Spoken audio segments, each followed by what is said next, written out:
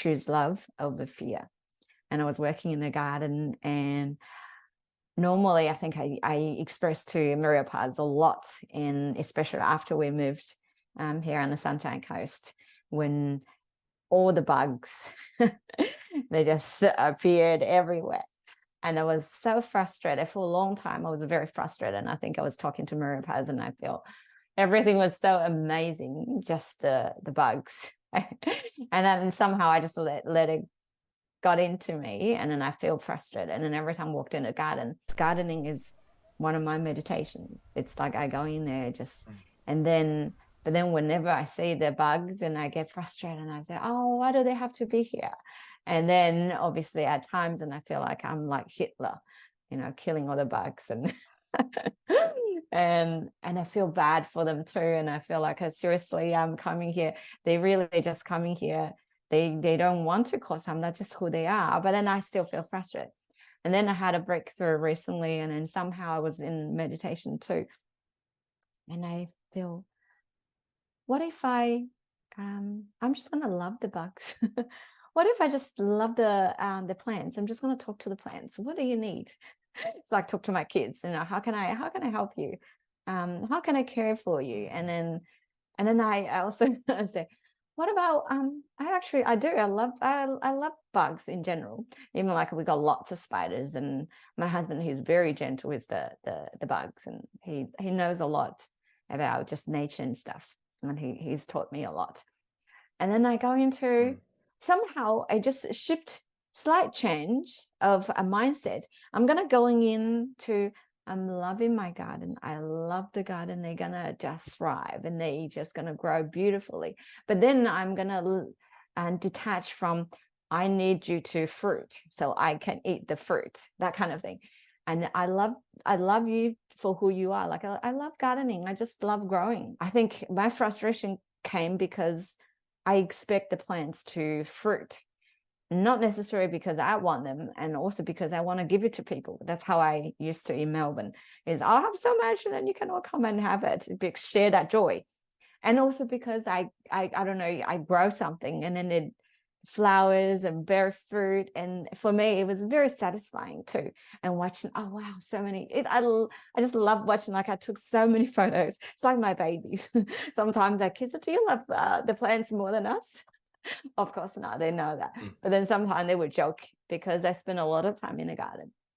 I guess that's also for me, it's filling my cup because it's meditation for me. And then somehow I just shifted, and I said, oh, it's okay. If you don't bear fruit, that's okay.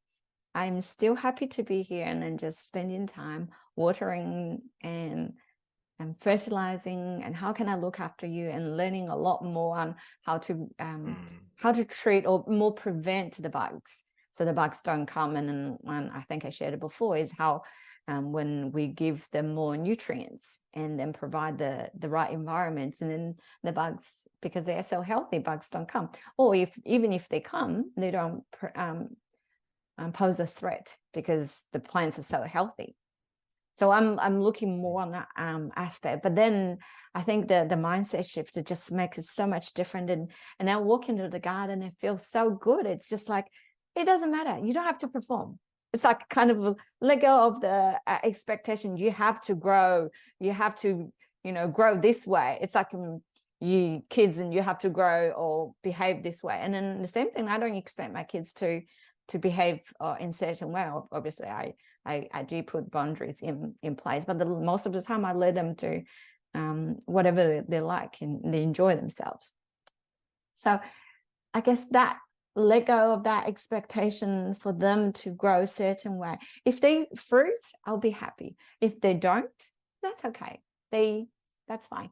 And then I feel like I'm a bit more easy on the bugs too. And I look at them, and if I look at them, I'm just so frustrated. You don't belong here.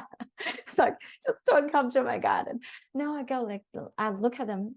I just like, yeah, I still don't want you to be here, but I'm not having that kind of a frustration. And it's there's a bug, you're gonna go. You don't belong here. But I don't have that. I guess I probably in the past even have that anger towards them. You're eating my bugs and you're hurting my, you're eating my plants, you're hurting my plants. But now I like, okay, you just want some food, but this is not the right place for you. I'm sorry. Even like I'm still getting rid of them, but somehow I don't have that anger towards them. Somehow, I don't know. And also I have learned, again, not the more the merrier. And I really want to have less. But my garden right now I have a lot because my mom and dad planted so much. And so I go and then I find out if I go check on them and I can see the bugs because I'm very experienced now. I know the signs and I go look for them. And then I say, because they don't come suddenly in a lot of quantity, it's over time. But they do come in very quickly. But if I notice them and then I started to remove them, they don't come bang and then all the plants die. So, and then I thought, yeah, that's like us. Like we don't get sick overnight. It's gradually, like any bad habits, the same thing. It doesn't happen overnight. Like kids don't go, become crazy in just overnight. If we pay attention to the first sign, and then we can prevent it from going crazy. And then also I find by letting go, somehow in the past, maybe there's still a bit of scarcity or something in there in me that I feel, I need to have more. That's the thing. I want to more. By not feeling that, and then I feel, this plant's getting a little bit out of control. I can remove it because I have so many. I don't really have to say, I just feel so bad and I feel I'm losing something. And now I feel that's okay.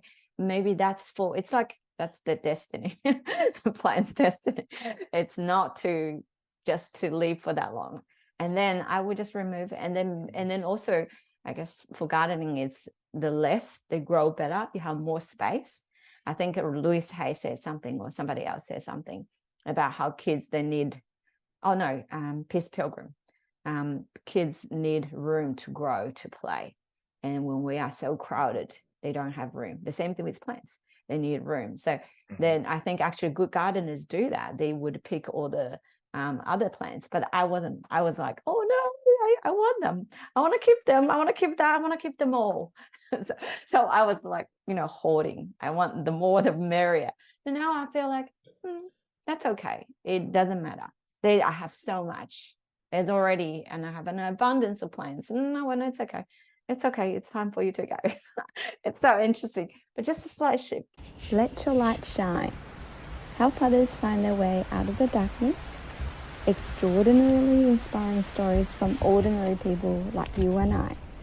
I believe we are all extraordinary, yet we're all ordinary. Let your light shine.